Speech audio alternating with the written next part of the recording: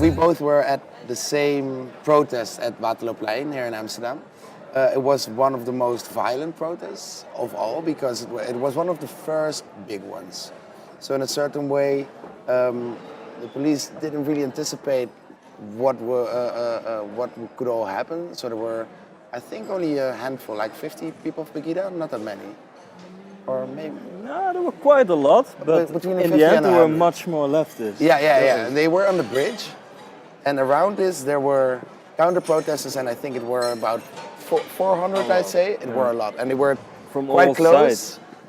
They were at a stone's throw distance, so to speak, and to not make them throw stones, they tried to make more space by basically riding horses into the crowd. That's how I saw it. That basically sums it up, yes. But where did you walk?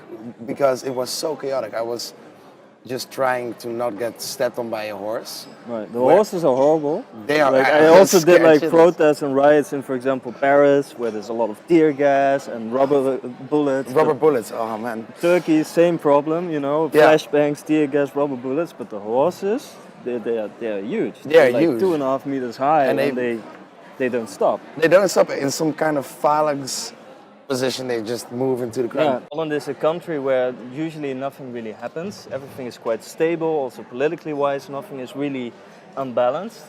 And for some reason I got used to it too quickly. So I wanted to have something more exciting, basically. I wanted to look for excitement in my work.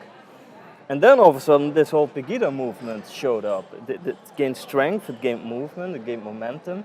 Yeah, popularity and coverage also. Exactly. And that triggered me, to cover it. It was basically just for me to find excitement in the beginning. I thought, why are these people so mad? I don't understand. Those people from PVV, for example, or PEGIDA are very harsh on these certain points.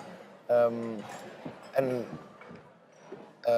terms of anthropology, it was thus possible to go and ask them. And in the beginning, I was a little bit apprehensive, thinking, well, should I? Can I?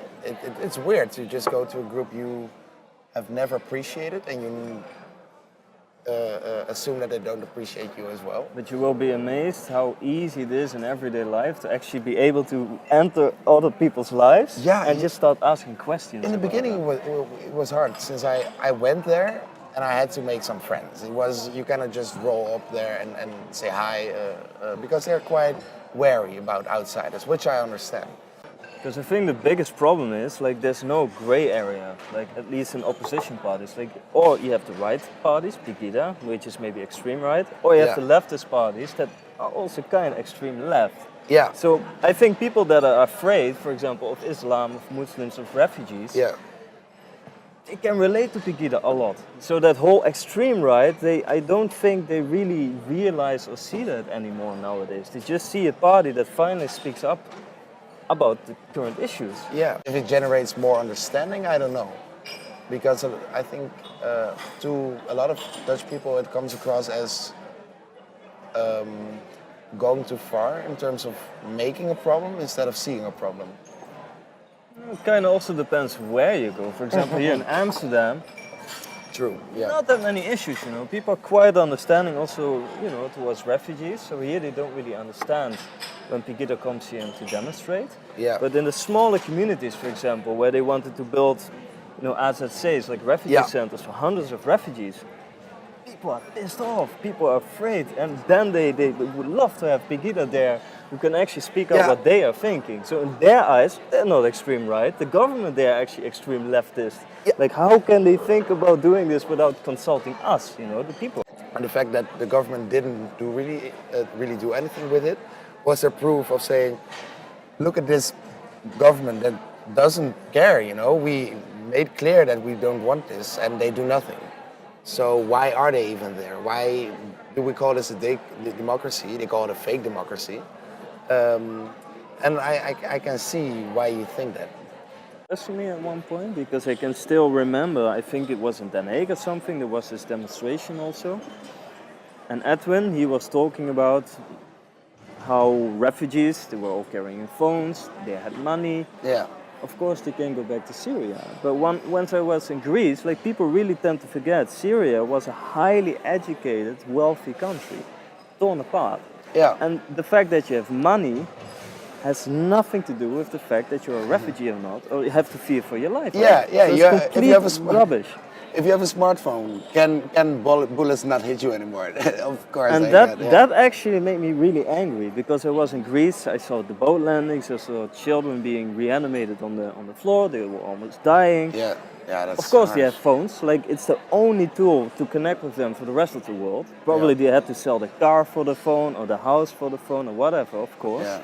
So when people tend to say those kind of things, Yeah. of course it makes me really angry. Of Yeah. course, I just know in my heart it's not true. It's rubbish, it's not true, Yeah. it's ignorant, they don't know because they haven't been there. But at the same point, of course, I also told it to Adam. I said, Yeah. sometimes I'm angry at you because you say things that I don't agree with, that are not true, and in my opinion, they're lies. But that doesn't make it the fact that I don't want to listen to you. Yeah, or that you cannot say it. Exactly. I don't say you should say it, but you have the right to express your opinions like that. I think as long as things stay into a dialogue and not like an aggressive monologue against another aggressive monologue, it's fine. That's also what we need more, that's dialogue. Yeah. And that's the problem nowadays, that you have these leftist parties and these rightist parties and they're just opposing each other. I still remember actually a point, was I think a little bit in the beginning, there was a demonstration also of PEGIDA in Den Haag. I'm from the press, I had my press card, I could walk freely. But at one point, all of a sudden, the police came to me and they took me away from the group and they told me, you are in danger. I said, how do you mean I'm in danger? And then they started explaining, we are getting signals from the group, PEGIDA group, that you might have leftist ideas or leftist thoughts. And that was quite mind-blowing to me. Like, okay, everybody is here for freedom of speech, the right to demonstrate, the right to have a different opinion. And now I'm literally being in danger because I supposedly have leftist or leftist expressions. And we can both agree on the idea that there's a lot of problems within society.